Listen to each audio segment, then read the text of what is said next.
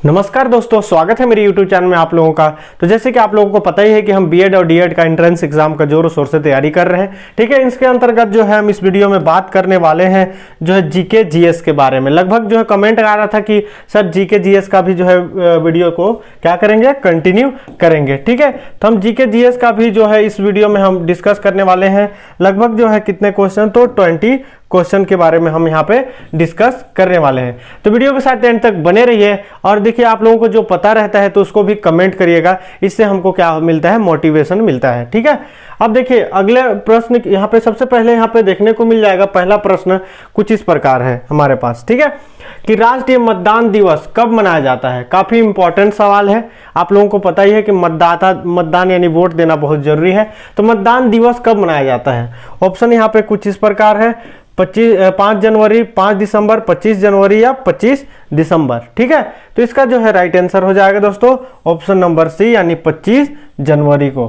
ठीक है, अब देखते हैं इसी प्रकार अगले प्रश्न की ओर हम बढ़ते हैं। अगला प्रश्न हमारे पास देखिए, अगला प्रश्न यहाँ पे देखिए काफी इंपॉर्टेंट सा सवाल है कि टिहरी बांध, ठीक है, टिहरी बांध कहाँ स्थित है। ठीक है, ऑप्शन देखिए उत्तर प्रदेश, उड़ीसा, मध्य प्रदेश, उत्तराखंड। ठीक है, काफी इंपॉर्टेंट सा प्रश्न है। तो देखिए टिहरी बांध आप लोगों को पता ही है कि ना मध्य प्रदेश में है, ना उड़ीसा में है, ना उत्तर प्रदेश में है। तो कहाँ पे है, ये यूके में है। ठीक है, यूके बोले तो उत्तराखंड, इसको शॉर्ट फॉर्म में यूके बोला जाता है। ठीक है, अब इसी प्रकार जो है अगला प्रश्न की ओर हम आगे बढ़ते हैं। देखिए अगला प्रश्न है हमारे पास कि सिक्कों के प्रथम गुरु कौन है। ठीक है, सिक्कों यानी कि सिख जो होते हैं उनके प्रथम गुरु कौन थे। ठीक है, ऑप्शन कुछ इस प्रकार, गुरु हर राय, गुरु नानक, गुरु रामदास, गुरु गोविंद। ठीक है, तो इसका जो है सीधे सीधे राइट आंसर हो जाएगा दोस्तों option number B, Guru Nanak. ठीक है, अब इसी प्रकार हम अगले प्रश्न की ओर हम बढ़ेंगे। तो अगला प्रश्न देखिए हमारे पास है कि क्यूआर कोड का फुल फॉर्म क्या होता है। आप लोग को पता ही है कि यहाँ पे जनरली सभी भारत में सभी लोग जो है क्यूआर कोड का जो है पैसा लेन देन करने के लिए यूज करते हैं। ठीक है, एक कॉमन हो गया है। तो देखिए इसका फुल फॉर्म पूछ रहा है, तो पहला ऑप्शन है क्विक रिस्पॉन्स, क्विक रीड या क्विक रनिंग या फिर क्विक रिप्लाई। तो इस प्रकार यहाँ पे ऑप्शन इसका देखने को मिल जाएगा। यदि आप लोगों को पता है तो फटाफट कमेंट कीजिए। अब देखिए इसका जो है राइट आंसर हो जाएगा दोस्तों ऑप्शन नंबर पहला, क्विक रिस्पॉन्स। क्विक रिस्पॉन्स का मतलब तुरंत रिप्लाई, मतलब जैसे ही हम क्यूआर कोड स्कैन करते हैं तुरंत हमको रिस्पॉन्स मिलता है। ठीक है, अब देखते हैं इसी प्रकार अगले प्रश्न की ओर हम बढ़ते हैं। अगला प्रश्न हमारे पास है, देखिए अगला प्रश्न है भारत नाम की उत्पत्ति का संबंध प्राचीन काल के किस राजा से है। ठीक है, महाराणा प्रताप, चंद्रगुप्त मौर्य, भारत चक्रवर्ती या फिर अशोक। एक मिनट यहाँ पे देखिएगा, हाँ अशोक मौर्य। ठीक है, ऑप्शन कुछ इस प्रकार यहाँ पे देखने को मिल जाएगा दोस्तों। तो देखिए यहाँ पे एक चीज आप नोटिस करेंगे, भारत नाम पूछ रहा है तो यहाँ पे एक राजा का मैच कर रहा है नाम, यानी कि भारत चक्रवर्ती। ठीक है, तो इसका जो है राइट आंसर हो जाएगा दोस्तों ऑप्शन नंबर सी, भारत चक्रवर्ती। ठीक है, बिल्कुल आप जो है कंफ्यूजन नहीं होंगे, ये जो है भारत चक्रवर्ती इसका राइट आंसर है ऑप्शन नंबर सी। ठीक है, अब देखते हैं अगला प्रश्न की ओर यहाँ पे हम बढ़ेंगे। अगला प्रश्न हमारे पास है, अगला प्रश्न देखिए म्यांमार कौन से वर्ष भारत से अलग हुआ। काफी इंटरेस्टिंग सा सवाल है दोस्तों। तो देखिए ऑप्शन कुछ इस प्रकार यहाँ पे देखने को मिल जाएगा कि म्यांमार जो है कौन सा वर्ष भारत से अलग हुआ। तो 1937, 1947, 1919, 1971। तो यहाँ ना आपको पता ही है कि ना 1971 में हुआ है, ना 1919 में, ना 1947 में हुआ है। तो सीधे सीधे आपको ऑप्शन नंबर पहला टिक कर देना है 1937 में। ठीक है, अब देखिए अगला प्रश्न हम देखेंगे कि अब देखिए यहाँ पे एक सेकेंड, सर्वोच्च न्यायालय के प्रथम महिला न्यायाधीश कौन थी। ठीक है, सर्वोच्च न्यायालय आप लोगों को पता ही है, काफी जो क्वेश्चन को रिपीट किया हुआ प्रश्न है। तो देखिए सर्वोच्च न्यायालय यहाँ पे ऑप्शन कुछ इस प्रकार है, उमा भारती, सुष्मिता सेन, फातिमा बीबी या कर्णम मल्लेश्वरी। तो इसका जो है राइट आंसर हो जाएगा दोस्तों ऑप्शन नंबर सी, यानी कि फातिमा बीबी जो है सर्वोच्च न्यायालय के प्रथम महिला न्यायाधीश थे। ठीक है, अब देखते हैं अगला प्रश्न की ओर हम बढ़ते हैं।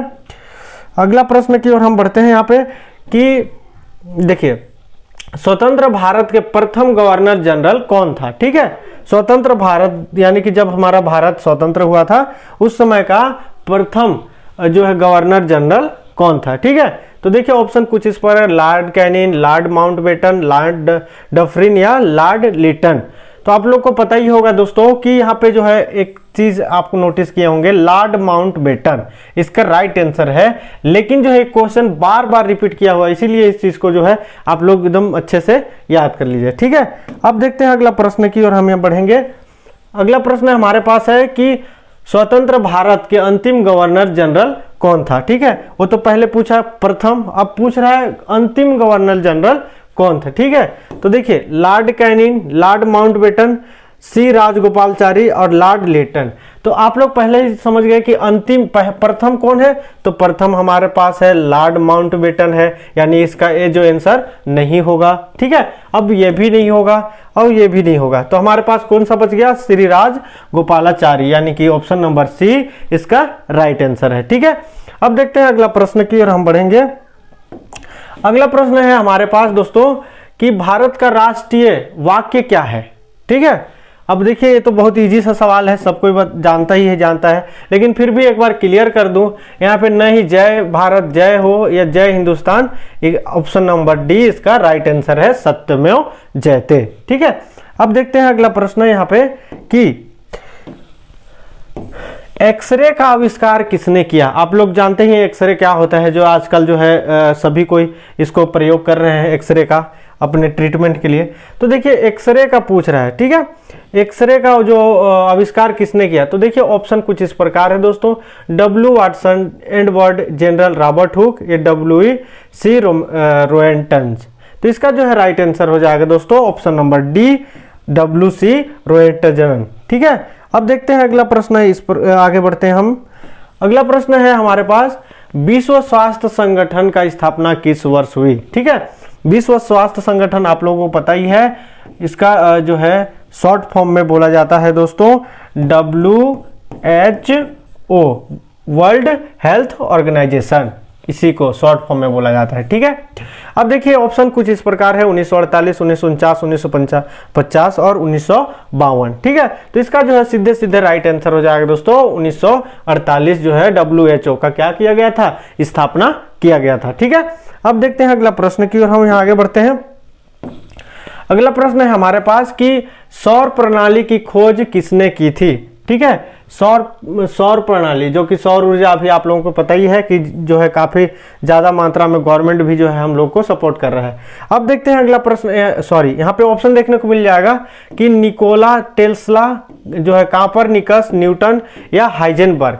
अब हाइजेनबर्ग तो हो नहीं सकता, न्यूटन भी नहीं हो सकता है। ठीक है, अब आप लोग को पता ही है, अब निकोला टेस्ला भी नहीं हो सकता, तो इसका राइट आंसर हो जाएगा ऑप्शन नंबर बी, कापरनिकस। ठीक है, अब देखते हैं अगला प्रश्न, इसी प्रकार हम इंपॉर्टेंट सा सवाल सारा के सारा कवर करते हैं।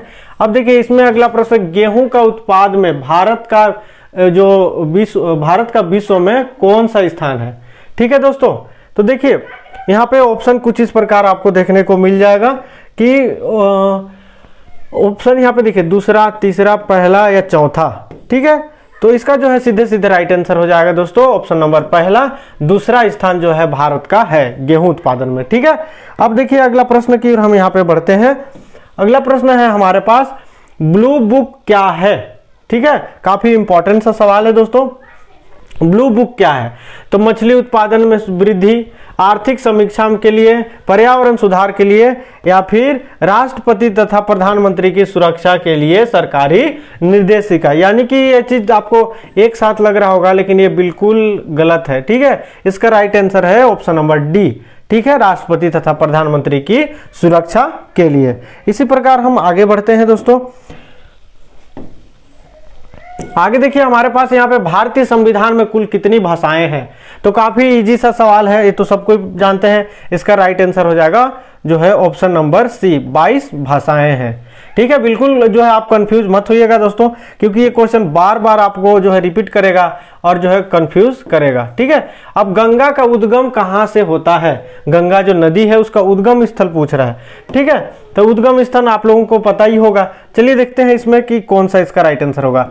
यमुनोत्री, गंगोत्री या मानसरोवर या फिर वेरिना गधारा। ठीक है, तो इसका जो है राइट आंसर हो जाएगा दोस्तों ऑप्शन नंबर पहला, गंगा से गंगोत्री। ठीक है, यानी कि गंगोत्री से कहाँ का उद्गम होता है, किस नदी का हुआ है, गंगा नदी का हुआ है। ठीक है, अब देखते हैं अगला प्रश्न की ओर हम आगे बढ़ते हैं। अगला प्रश्न है हमारे पास, देखिए, विमुद्रीकरण के बाद कौन सी नोट पूरी तरह से जो है क्या हो गया, यहाँ पे बंद हो गया। ठीक है, विमुद्रीकरण जो अभी देखे ही होंगे, विमुद्रीकरण हुआ था, तो इसमें जो है सीधे सीधे आप लोगों को पता ही होगा जो दोस्तों, अभी तत्काल में 100 का भी नोट चल रहा है। ठीक है, चल रहा है कि नहीं चल रहा है, चल रहा है। 200 का भी नोट चल रहा है, 2000 का भी नोट चल रहा है। तो पूरी तरह से कौन बंद हो गया, यानी कि 1000 यानी कि 1000 का नोट पूरी तरह से क्या हो गया, बंद हो गया। इसका राइट आंसर हो जाएगा ऑप्शन नंबर बी। ठीक है, अब देखते हैं अगला प्रश्न है यहाँ पे। अगला प्रश्न की ओर हम बढ़ते हैं। ग्रैंड मास्टर की पदवी की दी जाती है। ठीक है, ग्रैंड मास्टर किस चीज के लिए जो है पद दिया जाता है। ठीक है, क्रिकेट के खेल में, टेनिस के खेल में, शतरंज के खेल में या फुटबॉल के खेल में। तो देखिए इसका जो है राइट, ग्रैंड मास्टर की बात कर रहे हैं, यानी कि जो ज्यादा माइंड का जो यूज किया जाता है दोस्तों, तो किस क्षेत्र में किया जाता है, शतरंज के खेलों में। ठीक है, टेनिस के खेल में बिल्कुल नहीं किया जाता, क्रिकेट में भी, फुटबॉल में भी। तो इसमें इसका राइट आंसर हो जाएगा option number C is right answer. ठीक है, अब देखते हैं अगला प्रश्न है यहाँ पे। अगला प्रश्न है हमारे पास कि सबसे अधिक आघातवर्धनीय धातु है, बताइए। तो आघातवर्धनीय का मतलब देखिए कि गोल्ड है या सिल्वर है, कॉपर है या फिर यहाँ पे निकल है। तो देखिए दोस्तों इसका जो है राइट आंसर हो जाएगा ऑप्शन नंबर पहला, गोल्ड। ठीक है, इस प्रकार जो है हमने लगभग 20 क्वेश्चन देखे और जो है कि 20 में 20 मार्क्स भी आता है, आप लोगों को पता ही है। तो इस प्रकार जो है आप लोग को कितना पहले से पता था बिल्कुल कमेंट करिएगा। ठीक है, और चैनल पे नए हैं दोस्तों तो चैनल से जुड़ जाइए, क्योंकि ऐसे और भी नॉलेजेबल वीडियो हमारे चैनल से मिलते रहेगा और जो है प्रिपरेशन कराई जाएगी। तो मिलते हैं नेक्स्ट वीडियो में, अभी के लिए जय हिंद।